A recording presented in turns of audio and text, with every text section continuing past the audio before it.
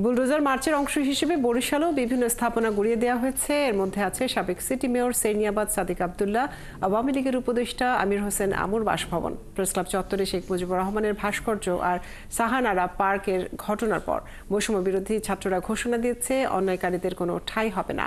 অন্যদিকে সুশীল সমাজের সংখ্যা এই জিঘাংসা ভালো কিছু বয়ে আনবে না। বিধান সরকারের প্রতিবেদন। 5ই আগস্টে শেখ হাসিনা পালিয়ে যাওয়ার পর ক্ষুব্ধ ছাত্র জনতা উল্লেখিত সব বাড়িতে হামলা করে ক্ষতিগ্রস্ত করেছিল। আগুন দেয়া হয়েছিল সাদিক আব্দুল্লার বাড়ি। কেবল অবকাঠামো দাঁড়িয়েছিল এতদিন। এ নিয়ে বৈষম্য বিরোধী ছাত্রদের ক্ষুব্ধ প্রতিক্রিয়া, অন্যায়কারীদের কোনো ঠাঁই হবে না। এই ফ্যাসিবাদকে আমরা নতুন করে বাংলায় জায়গা দিব না। স্বৈরাচারের কোনো স্থান আমাদের বরিশালে হবে না। আওয়ামী লীগের যে ফ্যাসিবাদী যে কোনো স্থাপনা বা কিছু আমরা এগুলো রাখতে, মানুষ যাতে নির্বিঘ্নে চলাচল করতে পারে, জনগণের মনে যাতে স্বস্তি ফিরে আসে, এজন্য আমরা সকল ঐক্যবদ্ধভাবে সাধারণ ছাত্ররা এখানে এসে এই পার্কটা অপসারণের দায়িত্ব নিয়েছি। বৈষম্য বিরোধী ছাত্র আন্দোলনের বরিশাল নগর কমিটির আহ্বায়কের সাফ কথা, পর্যায়ক্রমে শেখ হাসিনার দোসরদের প্রত্যেকের প্রতিষ্ঠানে এমন ব্যবস্থা করা হবে। আমরা চাই বাংলাদেশে আর কোনো ফ্যাসিবাদের নিদর্শন থাকবে না। তারই পরিপ্রেক্ষিতে বরিশালের কালকে 2টি বাড়ি ভাঙচুর করা হয়েছে। এ নিয়ে সুশাসনের জন্য নাগরিক সুজন সম্পাদক বলেন, এই জিঘাংসা পর্যায়ক্রমে চলতে থাকলে ভালো কিছু বয়ে আনবে না। এক্ষেত্রে প্রশাসনের কঠোর পদক্ষেপ গ্রহণ না করলে বড় ধরনের সংঘাতের সৃষ্টি করবে। রাষ্ট্রকে এই অপরাধের বিরুদ্ধে একটি যথাযথ ব্যবস্থা নিতে হবে, নাইলে এই জিঘাংসার উপরে আরেকটা জিঘাংসা হবে, সেই জিঘাংসা হবে, তার প্রেক্ষিতে কি হবে? রাষ্ট্রে একটা হানাহানি গৃহযুদ্ধের দিকে যাবে। আমরা মনে করতেছি অবিলম্বে এটি অবসান হওয়া উচিত। তবে সাধারণ মানুষ যারা নীরব দর্শকের ভূমিকায় ছিলেন, তাদের কথা, এমন ধরনের ভাঙচুরের ঘটনা তারা দেখতে অভ্যস্ত নয়। এর রাশ টানলেই ভালো। বিধান সরকার, 71, বরিশাল। বরিশাল প্রেস ক্লাবের সামনে স্থাপিত বঙ্গবন্ধু শেখ মুজিবুর রহমানের ভাস্কর্য ও সড়কের পাশে তার ভাগ্নের স্ত্রীর নামে নির্মিত শিশু পার্কটি দ্বিতীয় দফায় ভাঙচুর করা হয়েছে।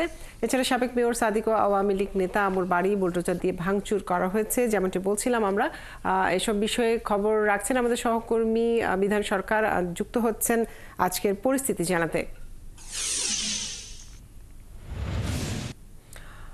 বিধান, গতকালে ভাঙচুরের পর আজ কি দেখছেন? এই মুহূর্তে সেখানকার পরিস্থিতি কেমন এবং আজকে ছাত্র জনতার কোনো কর্মসূচি রয়েছে কিনা? শুক্রবার আজ সকাল থেকে আমরা যেটুকু খবর পেয়েছি শুনশান নিরাপত্তা, কারণ বুধবার মধ্যরাত থেকে ঠিক বলতে পারি আমি যেখানে দাঁড়িয়ে যে কালীবাড়ি সড়কের সেই সাদিক আব্দুল্লাহ যে বাসভবন, এটি তার বাবার বাসভবন ছিল এবং তার দাদারও বলতে গেলে বঙ্গবন্ধু শেখ মুজিবুর রহমানের যে ভগ্নিপতি আব্দুর রব সেরনিয়াবাদ শহীদ, তার বাসভবন ছিল এটি। এবং তারপরে তার বাবা আব্দুল্লাহ তিনিও এই বাড়িতে বসে রাজনীতি করেছেন। এরপরে সাদিক আব্দুল্লাহ, তবে সাদিক আব্দুল্লাহর উপর ক্ষুব্ধ হয়ে মানুষ, যে ছাত্র জনতা বা যারা বুধবার মধ্যরাতের পর ঠিক 12:30টার দিকে এখানে এই ভাঙচুর করেছিল। এবং আপনাকে দেখতে পাই যে বাড়িটি এখন একটা পুরো বাড়ির মতো রয়েছে, যে বুলডোজার দিয়ে ছাত্র এবং জনতা তারা এখানে নিচের একাংশ ভেঙে ফেলে এবং উপরেও কিছুটা ক্ষতিগ্রস্ত করে এই বাড়িতেই সাদিক আব্দুল্লাহ সর্বশেষ মেয়র হিসেবে তার রাজনীতি পরিচালনা করেছেন, কর্মকাণ্ড পরিচালনা করছেন। তো এরপরে আমরা যেটা দেখেছি যে আমির হোসেন আবুর যে বাড়ি, যেটি নগরীর বগুড়া রোডে, এবং সেই বাড়িতেও গেল দিন তারা হামলা এবং ভাঙচুর করেছে, বুলডোজার চালিয়েছে, আগুন জ্বালিয়েছে। এবং সেখান থেকে আমরা দেখেছি গেল দিন ভর যে তার যে বাড়ির যে স্থাপনা, অন্যান্য যে জিনিসপত্র ছিল সেগুলো, আসবাবপত্র সেগুলো লুটপাট হয়েছে এবং এবং এক শ্রেণীর জনতা সেগুলো লুটপাট করে নিয়ে গেছে।